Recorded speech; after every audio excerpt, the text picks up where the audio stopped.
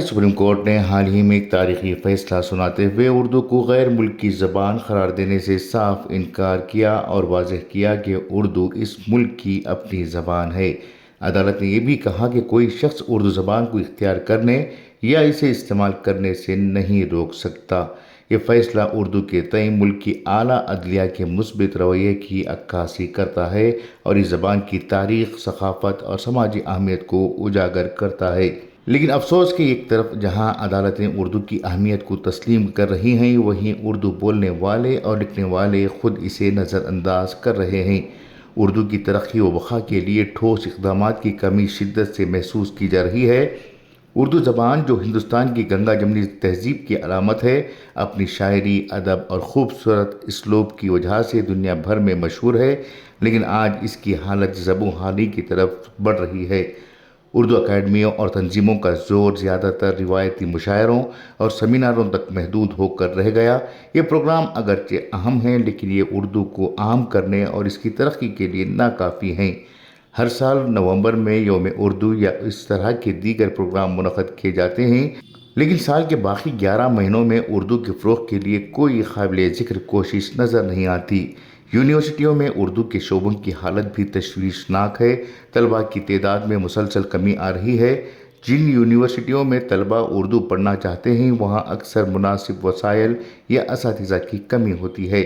اس کے علاوہ بہت سے طلباء کی مالی استطاعت اس قابل نہیں ہوتی کہ وہ یونیورسٹیوں میں داخلہ لے سکیں، جہاں اردو کی تعلیم بہتر انداز میں دی جاتی ہے۔ نتیجتاً اردو کی تعلیم کا دائرہ سکڑتا جا رہا ہے۔ اردو کے فروغ کے لیے سب سے بڑا چیلنج اس کی عصری اہمیت کو برقرار رکھنا ہے۔ آج کے ڈیجیٹل دور میں جہاں انگریزی اور دیگر علاقائی زبانیں ٹیکنالوجی اور روزگار کے مواقع کے ساتھ جڑی ہوئی ہیں، اردو کو پس پشت ڈال دیا جا رہا ہے۔ سوشل میڈیا، ویب سائٹس اور ایپس پر اردو مواد کی کمی اسے نوجوان نسل سے دور کر رہی ہیں۔ اگرچہ کچھ ویب سائٹ اور ایپس اردو میں مواد فراہم کرتی ہیں، لیکن ان کی تعداد نہ ہونے کے برابر ہے۔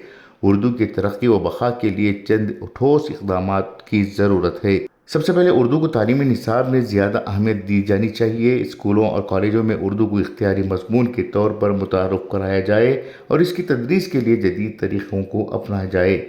دوسرا، اردو کو ڈیجیٹل پلیٹ فارمز پر فروغ دینے کے لیے ویب سائٹس، ایپس اور آن لائن کورسز تیار کیے جائیں۔ تیسرا، اردو ادب کو ترجمے کے ذریعے دیگر زبانوں تک پہنچایا جائے تاکہ اس کی عالمی سطح پر پذیرائی بڑھے۔ مزید، اردو تنظیموں کو روایتی پروگراموں سے ہٹ کر عملی اقدامات اٹھانے کی ضرورت ہے۔ مثال کے طور پر اردو کے طلباء کے لیے وظائف اور مالی امداد کے پروگرام شروع کیے جا سکتے ہیں۔ اس کے علاوہ اردو کے اساتذہ کی تربیت اور ان کے لیے روزگار کے مواقع پیدا کرنے پر بھی توجہ دی جانی چاہیے۔ اردو ہماری ثقافت وراثت کا اہم حصہ ہے اور اس کی حفاظت ہم سب کی مشترکہ ذمہ داری ہے۔ سپریم کورٹ کا حالیہ فیصلہ اردو کے لیے ایک نئی امید کی کرن لے کر آیا ہے۔ اب وقت ہے کہ ہم سب مل کر اس زبان کو نہ صرف زندہ رکھیں بلکہ اس سے نئی بلندیوں تک پہنچائیں۔ اگر ہم آج اس کے فروغ کے لیے سنجیدہ کوشش نہ کر سکے تو آنے والی نسلیں ہمیں کبھی معاف نہیں کریں گی۔ خصوصی پیشکش انقلاب نیوز، بنگلورو۔